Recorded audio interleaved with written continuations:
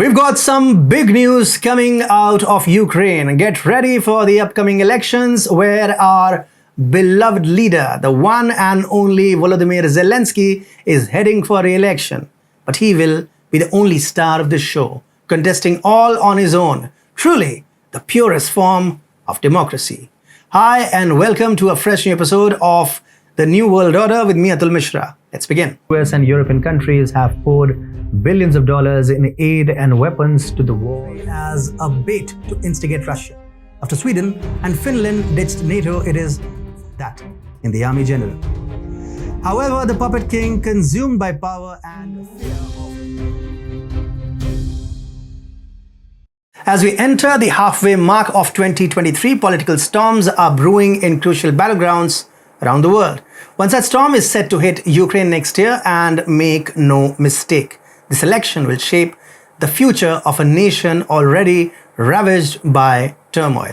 Given that both Western countries and Russia are eyeing these elections, it is obvious that whoever is able to tip the balance of power in Kiev will have an ideal chance to maintain control of this important country. Although President Volodymyr Zelensky currently has the support of Western countries, his popularity has plummeted. Ukraine is at dangerous crossroads as the future of democracy is at stake.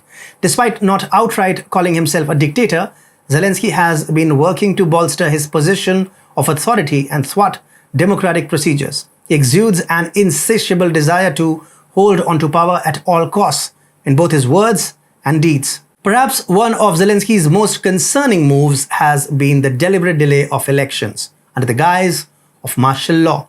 By doing so, he effectively robbed the people of Ukraine of their fundamental right to choose their leaders through democratic means. The cries of Ukrainians demanding Zelensky's ouster have grown louder as they see him transforming into a full-blown megalomaniac craving absolute power, the free pass to do as he pleases. Now, in a desperate bid to secure his grip on power, Zelensky is running to his Western masters. Ukraine will indeed have elections, but it seems destined for just one outcome: Volodymyr Zelensky, and quite possibly a rigged one at that. According to media reports, Ukrainian officials recently paid a visit to Brussels to discuss the organization of the country's first post-war elections. These elections will undoubtedly draw significant attention from the European Union, but lurking in the background is the ever-present fear of Russian interference. In an interview, Ukraine's top election official Ole Didenko expressed the need to prepare for the risk of Russia attempting to infiltrate Ukrainian authorities with its own representatives and agents. To counter this threat, discussions with election officials from various European countries have taken place, exploring options such as increasing polling stations in third countries and introducing new voting methods like electronic or postal voting. However, the ultimate decision on the voting model lies in the hands of Ukraine's parliament, a political choice rather than a purely technical one. Zelensky and his chaps are also fearful that Kiev could fall into the hands of pro-Russia leaders. In an attempt to limit the influence of these parties, often utilized by the Kremlin to exert control over Ukrainian politics, Zelensky's administration has taken preemptive steps.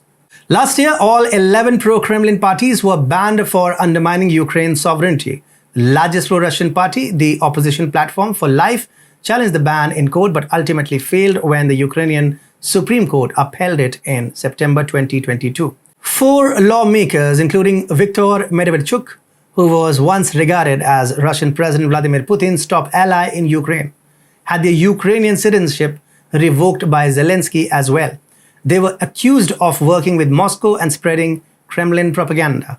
The state of affairs in Ukraine resembles a cartoon dictatorship. It's almost like part 2 of The Dictator, where Aladdin holds the first ever elections in the fictional nation of Vardia with 99% approval. It feels as though we are witnessing a dictatorship, a very real one at that. Zelensky's tight hold on power is only strengthened by the lack of opposition and the hand-selected allies running.